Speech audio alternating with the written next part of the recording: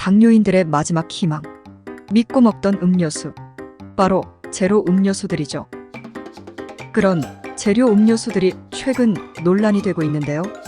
그 이유는 바로 아스파탐, 대체당, 인공 감미료 탓입니다. 단맛은 설탕의 200배, 칼로리는 거의 없지만 위험성에 대해 논란이 끊이지 않습니다.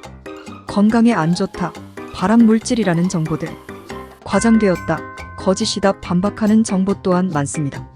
갈팡질팡, 당뇨인들을 어지럽히는 여러 정보들 간단하게 정리해보았습니다. 안녕하십니까, 김본희입니다. 안녕하십니까, 김본희입니다. 안녕하십니까, 김본희입니다. 밀가루는 사랑해요. 근데 병도 그 작품에 걸려갖고. 당뇨인들도 목이 마르면 시원한 음료수를 마시고 싶고 목에 톡톡 튀는 달콤한 탄산음료 또한 마시고 싶죠. 그래서 찾는 게 바로 제로슈가 음료수입니다. 혈당에 영향을 끼치지는 않으면서 달콤한 이거. 당뇨인이 먹어도 되는 이유는 설탕 대신 들어간 대체당들 덕분이죠. 최근에는 제로 음료수들도 다양한 종류가 나와서 골라 먹는 재미가 있죠. 그러나 제로 음료수에 대해 다양한 논란이 생기고 있습니다. 올해 3월 제로 음료수에 들어가는 대체당 에리스리톨에 대한 논란이 다양한 매스컴을 통해 알려졌죠. 심혈관 질환의 위험성을 높인다며 고발.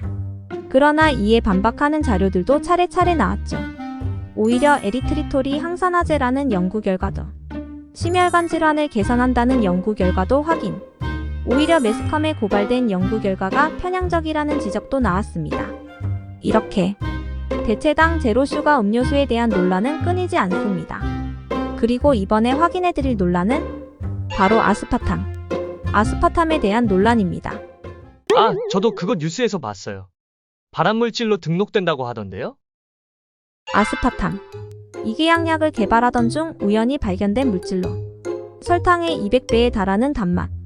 그러나 칼로리는 1g당 4칼로리로 정말 많은 곳에서 사용되고 있어요. 제로 음료수뿐만이 아닌 막걸리, 소주와 같은 주류에도 사용. 당뇨인들도 혈당에 영향을 주지 않는 만큼 안심하고 드시던 대체당 종류죠.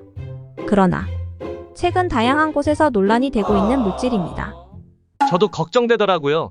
평소에 한 번씩 먹던 제로 음료수. 그 이후부터는 피하고 있습니다. 아스파탐이 논란이 되는 이유. 그건 WHO 세계보건기구 산하 국제암연구소 IARC에서 아스파탐을 발암물질 2비군으로 등록할 거라는 보도 때문이에요. 무섭지 않나요? 그래도 건강에 좋은 거 먹겠다고 제로 음료수를 먹었는데 발암물질이라니.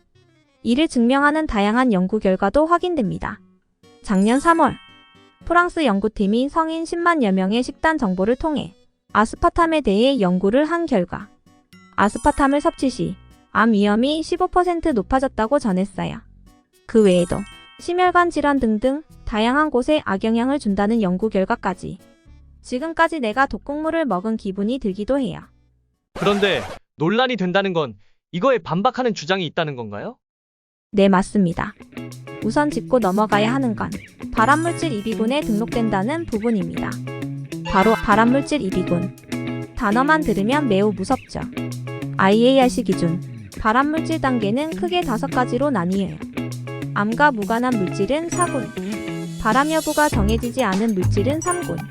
문제가 되는 2비군은 발암 가능성이 잠재적으로 의심되는 물질, 그리고 2A군이 발암 가능성이 있는 물질이며 1군은 확실한 발암 물질을 의미하죠. 발암 가능성의 잠재적 의심. 그래도 좀 무서운데요? 아스파탐의 발암 가능성이 잠재적으로 있다. 그렇다면 궁금해지지 않나요? 2비군에 다른 건 뭐가 있을까요? 우선 2비군에 있는 대표적인 물질은 피클 김치입니다. 네, 맞아요. 우리가 먹는 김치도 발암물질 2비군입니다. 흔히 나물로 먹는 고사리도 2비군, 핸드폰 전자파도 2비군입니다. 그러나 이들에 대해 위험하다고 생각하고 무서워하지는 않죠. 그럼 그 위에 한 단계 높여서 2A군은 어떨까요?